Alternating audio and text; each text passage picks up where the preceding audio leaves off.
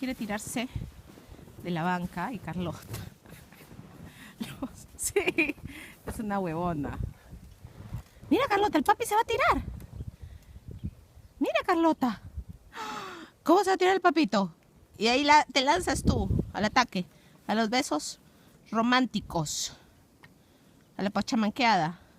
Para empezar, vamos a ver si el papá se puede subir. Me va a sacar la mierda, me tiro para adelante. Es lo que estoy viendo.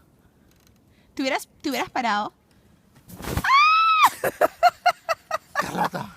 ¡Carlota, el lápiz! ¡Dale besito al lápiz! ¡Dale besito al lápiz! ¡Carlota! ¡El lápiz, Carlota! A ver, párate ahora.